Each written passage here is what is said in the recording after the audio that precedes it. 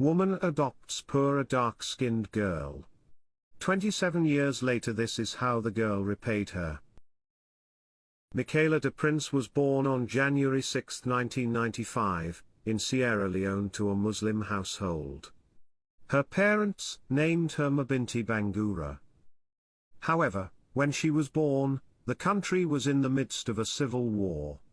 Sadly, she lost both of her parents shortly after.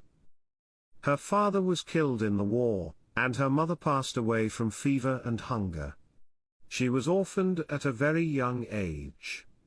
After her parents passed away, she went to live with her uncle. But he didn't want to care for her and gave her up for adoption at an orphanage. There, the workers mistreated her and assigned her the number 27, which stood for the least loved child. The reason was her appearance. Michaela experienced vitiligo, a rare skin disorder in which some of her skin changed color. Because she looked different, the other kids mocked her, and the orphanage personnel neglected her and failed to care for her appropriately. They also claimed she was not attractive enough to be adopted. Michaela grew up in a tough orphanage with nowhere to run. Michaela made a friend at the orphanage, another girl named Mabinti, who was also treated badly. They became best friends, playing, eating, and going to school together despite being mocked. One day, while sitting outside, a strong wind blew a dance magazine into Mabinti's face. The magazine showed a ballerina in a pink tutu, standing on her toes. She looked so happy, and this inspired Mabinti. She decided she wanted to be like that dancer and become a ballerina. As Michaela grew older, she kept the magazine with the ballerina's picture hidden under her clothes. It became her dream. But before she could follow that dream, she faced more challenges. Her favorite teacher was killed, and the place she lived was attacked. She had to walk miles to a new refugee camp, where she stayed with her friend and other children. Even though Michaela saw many awful things, her tough times would soon end. In 1999, a woman named Elaine de Prince came to help her. Elaine lived in New Jersey, and had always wanted to adopt children from Africa. Since she was 10 years old, she dreamed of having a big family full of kids who needed love and care. Elaine and her husband Charles originally planned to adopt Mabinti number 26. However, something unexpected happened. One day, Elaine got a call from the adoption agency. They told her there were 2 Mabintis to choose from. She asked more questions and learned that Mabinti number 27 had been rejected by 12 families because of her skin condition, vitiligo. Elaine was heartbroken. She decided to adopt both girls.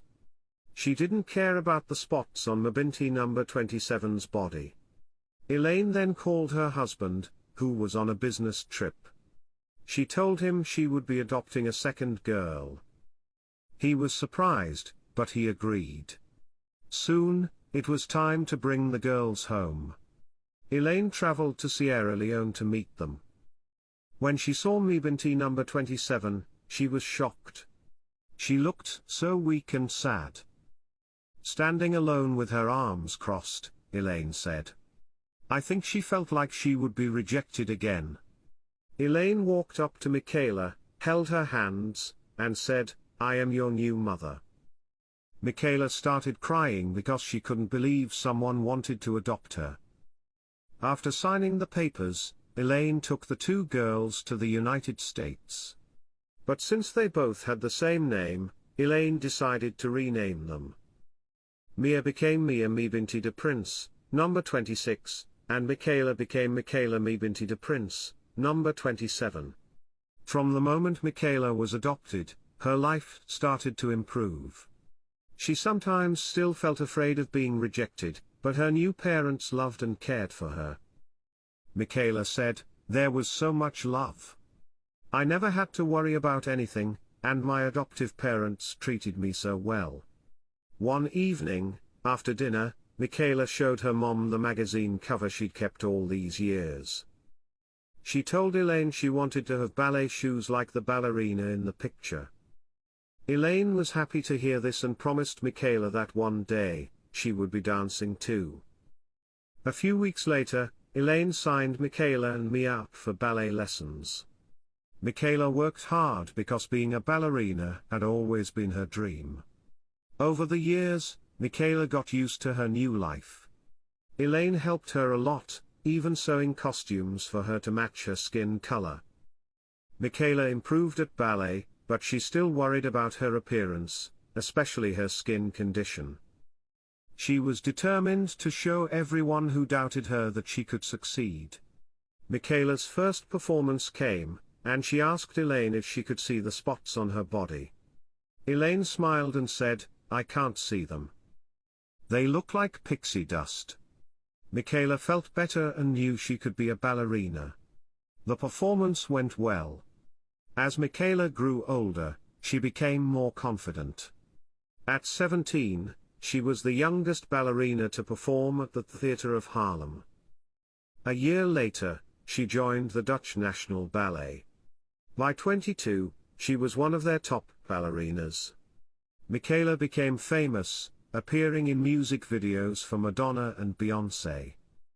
She was amazed at her success and realized none of it would have been possible without Elaine. To thank her, Michaela treated Elaine to trips, gifts, and even bought her a car.